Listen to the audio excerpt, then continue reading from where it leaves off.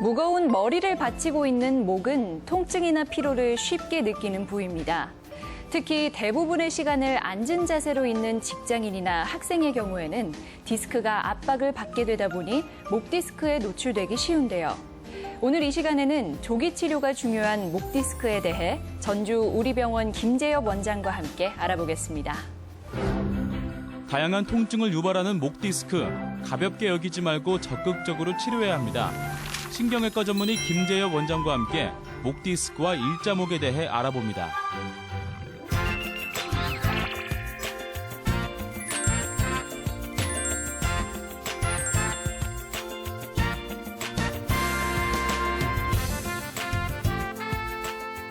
안녕하세요, 원장님. 예, 안녕하세요. 네.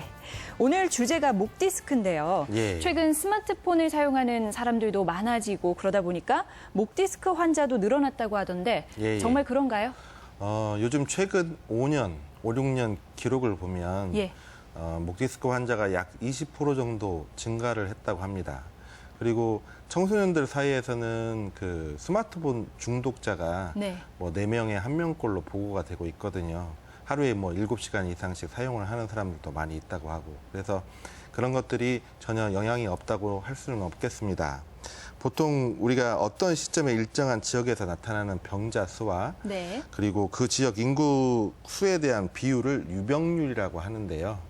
보통 그 요통에 비해 경부통에 대한 유병률 연구는 그렇게 많지는 않습니다. 그러나 대체적으로 성인 인구에서 약 60% 정도는 일생에 한 번 정도는 경부통을 경험한 적이 있다고 보고가 되고 있거든요. 네. 그래서 그런 걸 생각을 하면 스마트폰과 더불어서 그 목 디스크 환자가 늘어나는 추세에 있다고 볼 수가 있겠습니다. 예, 절반 이상이네요. 목 디스크를 이야기하다 보면 빠지지 않고 나오는 게 일자목인데요. 예. 일자목이랑 목 디스크의 관계는 어떤가요? 일단 결론적으로 말씀드리면 그 관계가 있다고도 말씀드릴 수가 있고 예. 없다고도 말씀드릴 수가 있는데요.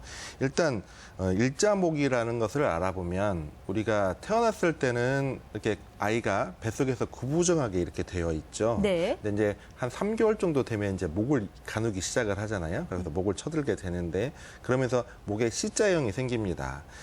그리고 그 후에 목이 C자형이 생기면 등 쪽이나 허리 쪽이 이제 다시 역C자형으로 이렇게 곡선이 거기에 네. 맞게끔 부드러운 그 활 모양으로 곡선이 생기면서 우리가 직립보행을 준비를 하게 되는데요. 우리가 강인한 쇠파이프보다는 용수철처럼 약간 이렇게 그 곡선이 있는 것들이 충격 흡수에 좋잖아요. 네. 그런데 그런 곡선을 잃어버리고 이렇게 뻣뻣하게 쇠파이프처럼 일자가 되는 것을 일자목이라고 합니다. 그래서 결국은 C자여야 하는 게 이렇게 일직선일 때 일자목인 건데 일자목이 안 좋다 하는 말은 뭐 많이 들어봤어요. 이게 왜 안 좋은 거죠? 조금 전에 말씀드린 대로 부드러운 곡선이 이어야 되는 게 일자목이 되면 일단 용수철을 이렇게 해보시면 우리가 이렇게 곡선이 있으면 충격이 왔을 때 그 충격 흡수 기능이 뛰어나잖아요. 네. 근데 이제 그런 기능이 좀 떨어진다고 생각할 수가 있습니다. 말하자면 우리가 건강이라고 하는 거는 어떤 자극을 받았을 때 건강한 반응을 하는 거를 건강이라고 정의를 하잖아요. 네. 근데 이제 그런 그 충격 후에 복원력이 좀 떨어진다고 할 수가 있습니다. 그리고 일자목이 되면 그런 그 균형이 깨지게 되죠. 우리가 C자형으로 이렇게 부드럽게 곡선이 있을 때는 이제 어느 한쪽은 근육이 좀 늘어나 있고 한쪽은 이완되어 있고 그렇게 되어 있는데 그런 근육이나 인대의 구조에서도 변화를 일으키게 됩니다. 그리고 또한 일자목이 되면 저희가 보고받기로는 목 통증뿐만이 아니라 두통이나 그다음에 심한 경우에는 이명 그리고 이 그 목에 아무것도 없는데 뭘 삼킬 때 이물감 같은 거가 호소하시는 분들이 많다고 보고가 되고 있거든요. 그래서 또한 마지막으로 목에서 곡선이 변하면 그 아래쪽으로 흉추나 허리에도 곡선의 영향을 간접적으로 미치게 됩니다. 그러면서 전체적으로 우리가 직립보행할 때 자세가 좀 틀어진다든지 그런 영향이 있을 수 있겠습니다. 네. 그러니까 목에서 시작한 게 허리 곡선까지 변화시킬 수 있다 이 말씀이신데 그러면 목뿐만 아니라 다른 부위에서도 통증을 느끼기도 하나요? 일단 우리가 목이 허리나 등 쪽하고 전혀 별개의 기관은 아니지 않습니까? 네. 다 이어져 이어져 있죠. 있으니까요. 같은 건물이죠. 그래서 우리가 손톱 밑에 가시만 있어도 심한 분들은 두통이 짜근짜근 아프고 신경 써서 이제 그런 분들도 있고 근데 그게 정말로 신경이 머리까지 이어져서 아픈 거냐 하면 그건 좀 다른 문제잖아요. 네. 그래서 우리가 목에 그런 일자목이 되거나 그렇게 해서 그 등이나 허리 쪽에 영향을 미치는 것은 유추할 수 있고 그걸 부정할 수는 없지만 우리가 해부학적으로 직접적인 연관이 있어서 아프다고 보지는 않습니다. 가령 목 디스크가 있으면 공식처럼 허리가 아프다. 네. 그렇게는 말씀드리지 않습니다. 그래서 다만 아까 말씀드린 대로 우리가 허리가 안 좋으면 일어날 때 다리를 잡고 일어난다든지 아이고 소리야 하면서 이렇게 하면서 어깨가 아프다든지 또 어깨 쪽이 안 좋으면 허리 쪽에 힘을 무의식적으로 많이 쓰면서 간접적으로 영향을 받지만 네. 우리가 목 디스크가 있으면 허리 쪽 통증까지 같이 동반한다고 보지는 않습니다. 다만 아주 드물게 목 디스크가 있을 때 허리가 같이 증상이 있다가 목 디스크를 수술했더니 허리 통증이 사라지더라 하는 그런 드문 보고들은 되어 있거든요. 근데 이제 통상적으로 이야기할 때는 좀 별개의 질환이라고 생각을 하고 있습니다. 그렇군요. 그럼 일자목이 왜 생기는지 또 알아보는 게 중요할 것 같은데요. 예. 학생들 같은 경우에는 이렇게 숙여서 오랜 시간 공부하고 하잖아요. 예. 이게 일자목의 원인이 될 수도 있나요? 물론 원인이 될 수 있습니다. 예. 초두에 이제 이야기를 드렸듯이 스마트폰으로 이제 7시간 이상씩 이렇게 장기간 이렇게 숙이고 그 자세로 오래 하다 보면 디스크에 무리를 주기 때문에 디스크가 잘 생길 수도 있죠. 그리고 하지만 이제 우리가 공부하는 학생의 경우에 공부가 이렇게 디스크에 얼마나 많은 영향을 끼치느냐는 한마디로 입증하기는 좀 곤란할 것 같기는 합니다. 네네. 하지만 기여인재가 분명히 될 수 있을 거라는 건 우리가 상식적으로 알 수 있고요. 근데 이제 일자목이 일회성 충격으로 오는 경우는 교통사고 직후에 네. 우리가 이제 방어라고 하거든요. 이렇게 충격을 받고 나면 목 근육이 수축을 하면서 이렇게 해야지 그나마 좀 버틸 수 있거든요. 그런 게 있고. 그다음에 이제 요즘은 컴퓨터 세대라고 해서 모니터를 장기간 보고 있으면 일자목을 지나서 이제 거북목처럼 이렇게 네. 변하시는 분들도 있죠. 근데 이와 마찬가지로 우리가 이제 일자목이 오는 거는 만성적인 직업 습관이나 작업 환경이나 이런 여러 가지 요인이 있기 때문에 하나만 가지고는 설명을 하기가 불가능할 것 같습니다. 요즘에는 청소년들에게도 일자목이 많이 발견이 되죠. 네. 근데 이제 우리가 목에는 교감신경이 많이 발달해 있거든요. 그래서 우리가 교감신경이라고 하면 우리가 놀랐을 때나 위급할 때 발동되는 신경입니다. 그래서 그때 이 일종의 빨간분 신경이라고 할 수 있는데요. 이게 발동이 되면 혈압도 올라가고 근육도 일단은 경직을 하게 됩니다. 그리고 자연히 혈액순환도 좀 떨어지게 되죠. 이런 여러 가지 정신적인 긴장 이런 것들도 목을 뻣뻣하게 변할 수 있는 요인이 될 수도 있습니다. 그래서 이런 복합적인 요인으로 해서 일자목이 생긴다고 추정을 하고 있습니다. 네. 그러면 이렇게 해서 일자목이 생겼을 때요. 일자목이 있다고 목 디스크를 꼭 의심해 봐야 하는 건가요? 제 임상 경험으로 보면 우리가 가령 허리 예를 들어보면 허리가 성인이 멀쩡하시던 성인분이 갑자기 허리가 틀어졌다 하면 대부분 디스크를 많이 생각을 합니다. 네. 하지만 목의 경우는 좀 다른데요. 우리가 조금 전에 말씀드렸듯이 만성적인 작업 습관이라든지 개인적인 무슨 작업 자세, 그다음에 스트레스와 긴장 때문에 목 디스크가 일자목이 되는 경우가 훨씬 더 흔하기 때문에 네. 목 디스크로 인해서 일자목이 되는 경우가 허리처럼 무슨 이렇게 디스크 때문에 허리가 틀어졌다. 거기서 차지하는 비율만큼 많지는 않은 것 같습니다. 네네. 물론 목 디스크가 있으면 물론 또 일자목이 됩니다. 근데 일자목이 있다고 해서 처음부터 저건 다 목 디스크다 네. 해가지고 진단을 하고 그렇게 섣불리 판단을 하는 것은 좀 섣부른 판단이라고 생각을 합니다. 네. 목 디스크로 진단받는 사람 중에 경성 디스크로 진단받는 사람들이 있던데, 예. 이 경성 디스크는 뭔가요?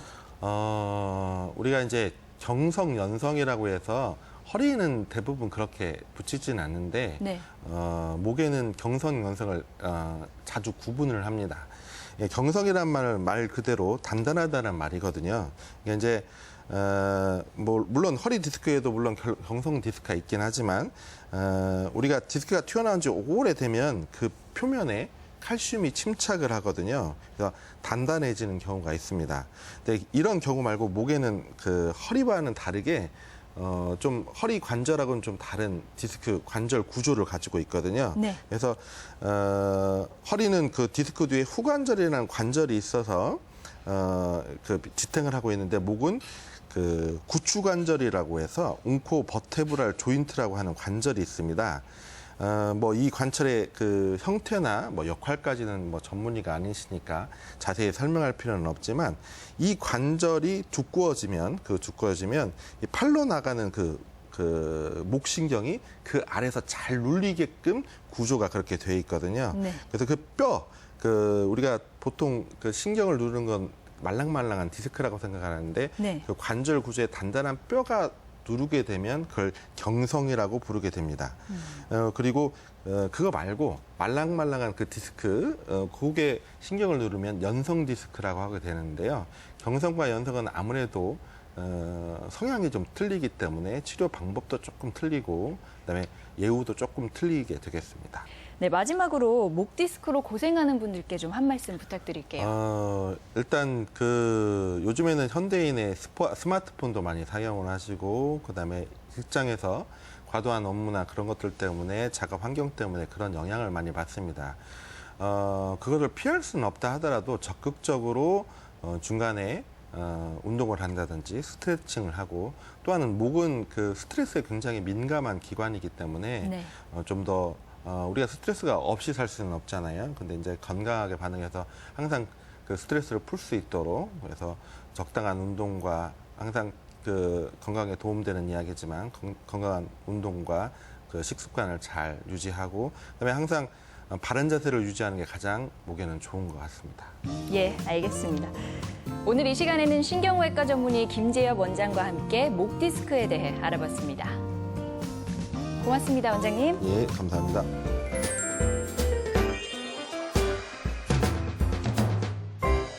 쌍꺼풀 수술이라고 하면 대부분 미용을 위해 한다고 생각하시죠? 하지만 미용뿐 아니라 눈의 건강을 위해 안성형이 필요한 경우도 있습니다. 선천적으로 혹은 후천적인 요인에 의해 눈꺼풀이 처진 경우가 그런데요. 그래서 오늘 이 시간에는 전주안과 이명옥 원장과 함께 안성형에 대해 알아보겠습니다. 눈의 건강을 위해 시행하는 안성형, 환자의 상태에 맞는 적절한 치료가 중요합니다. 안과 전문의 이명옥 원장과 함께 안성형의 종류와 방법에 대해 이야기합니다.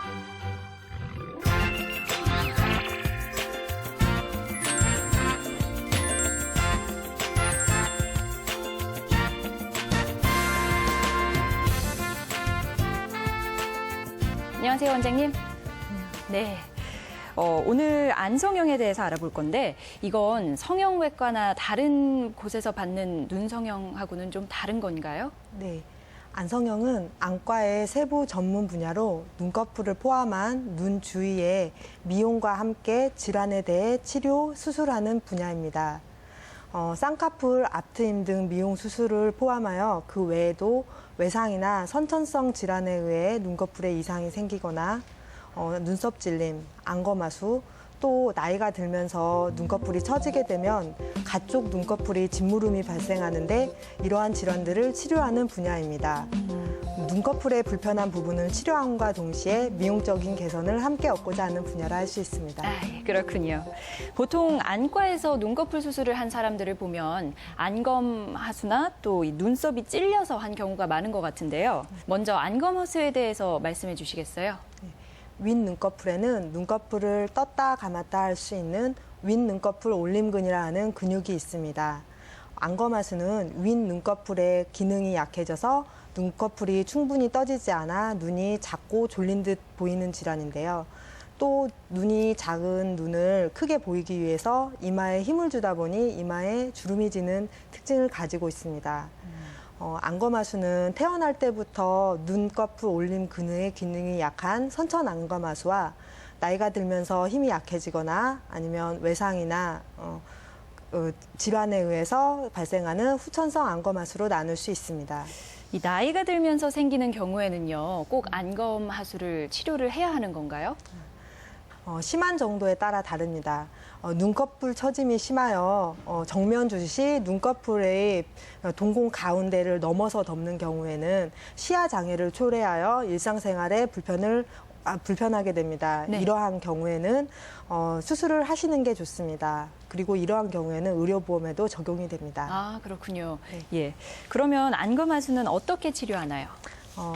가장 많이 하게 되는 수술이 윗 눈꺼풀 올림근을 절제하는 수술인데요. 잘라낸 근육의 길이만큼 눈꺼풀을 올릴 수 있습니다.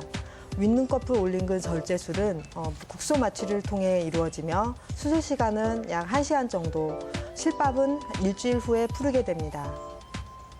눈썹 찔림도 이제 한 가지 좀 문제점이 될 수 있는데 이런 것도 질환이라고 볼 수 있나요? 네, 눈썹 찔림은 보통 안과에서 안검내반이라고 부르는데요. 눈꺼풀이 안으로 말려 들어가서 눈썹이 각막이나 결막을 찌르게 되면 충혈, 통증, 눈부심, 눈곱, 그리고 또 눈이 부셔서 눈이 잘 뜨지 못하는 증상이 발생하게 됩니다. 예. 또 심한 경우에는 각막에 상처에 혼탁이 남아서 시력이 저하되기도 합니다. 가끔은 눈에 뭐가 들어간 걸 이 눈썹이 닿는 거라고 착각하는 경우도 있잖아요. 네. 진짜 눈썹이 닿는 건지 아닌 건지는 어떻게 구별할 수 있을까요? 본인이 거울을 통해서 보거나 옆에서 사람이 봐주는 육안으로는 정확하게 판단하기가 힘듭니다. 예. 세극득 현미경 검사라 하여 현미경을 통해 눈을 확대해서 자세히 보아야 정확히 눈썹이 닿는지를 알 수 있습니다. 보통 환자분들이 눈썹이 닿지 않음에도 이렇게 찌르는 것 같다고 증상을 호소하는 경우는 네. 건조증이나 염증 때문인데요. 예. 이러한 경우는 보통 안약으로 치료를 하게 됩니다. 하지만 실제로 진짜 눈썹이 닿는 경우에는 눈썹을 닿지 않게 뽑거나 수술로 눈썹의 방향을 돌려주어야 합니다. 아, 눈썹을 뽑는 경우는 대부분 한 달 이내에 다시 다 자라기 때문에 네. 가장 근본적인 수술은 수술이라 할 수 있습니다. 아, 예, 그렇군요. 이 안검 내반 수술이라는 게 있던데 이거는 어떤 건가요? 절개 후 눈꺼풀 절개 안쪽에 매듭을 지어 눈썹의 방향을 바깥쪽으로 돌려주는 수술입니다. 이것도 국소 마취를 통해서 하게 되고 약 40분 정도면 수술이 끝나며 일주일 후 실밥을 뽑게 됩니다. 보통 안검 내반 수술을 할 때 쌍꺼풀을 원하지 않으면 속눈썹에 바로 옆으로 절개를 넣어 쌍꺼풀을 만들지 않을 수도 있고 이러한 경우는 보통 한 1, 2주면 흉터가 남지 않고 상처가 없어집니다. 하지만 쌍꺼풀을 원하는 경우는 절개를 원하는 쌍꺼풀의 높이에 맞춰 넣기 때문에 원하는 쌍꺼풀을 함께 만들 수도 있습니다. 또 늘어진 피부가 있다거나 예. 지방이 있는 경우에는 원하시면 함께 제거해서 일석이조의 효과를 얻을 수 있습니다. 아, 그렇군요. 그런데요, 아무래도 수술이다 보니까 조금 부담이 따를 것 같거든요. 닿는 눈썹의 개수가 한두 개밖에 안 된다면 이런 경우에도 수술을 해야 하나요? 눈썹이 한두 개 정도 닿는 경우에는 전기 소작술을 통해 해결할 수 있습니다. 찌르는 눈썹의 모근에 침을 꽂아서 그곳의 모근을 태우는 수술인데요. 예. 너무 많은 눈썹이 닿을 경우에는 하지 않습니다. 왜냐하면 그 전기 소작술 시 발생하는 열에 의해서 주변에 화상을 입는다거나 그 눈꺼풀 모양 형태의 변화를 가져올 수 있기 때문에 눈썹이 한 한 개에서 두 개, 세 개 정도 닿을 때 보통 시행하게 됩니다. 눈꺼풀이 처지지 않게 하는 좋은 습관 같은 게 있을까요?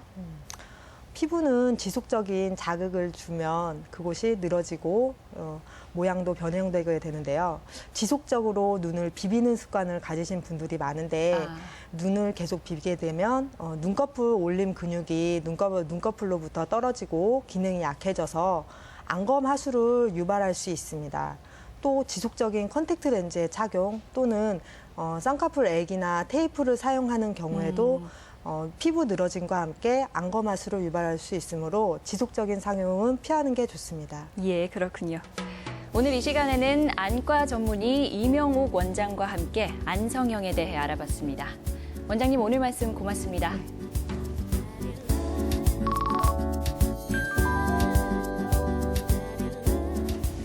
최근 실내에서 요가를 하거나 가벼운 스트레칭으로 건강을 챙기는 사람들이 늘고 있습니다. 그런데요, 실제로 한두 시간 동안 꾸준히 하는 요가와 평상시에 올바른 자세를 유지하는 것의 효과가 거의 비슷하다는 사실 알고 계셨나요? 그만큼 평소 올바른 습관과 바른 자세를 유지하는 게 어렵다는 뜻인데요. 바쁜 생활 속에서 시간을 내서 운동하는 게 쉽지 않다면 여러분도 평상시에 올바른 자세를 유지해서 건강 챙겨보시는 건 어떨까요? 좋은 자세, 좋은 습관과 더불어 건강도 챙기는 일석이조의 효과를 누리는 닥터 MBC 시청자 되시기 바랍니다. 제가 준비한 소식은 여기까지입니다. 저는 다음 주 이 시간에 다시 찾아뵙겠습니다. 고맙습니다.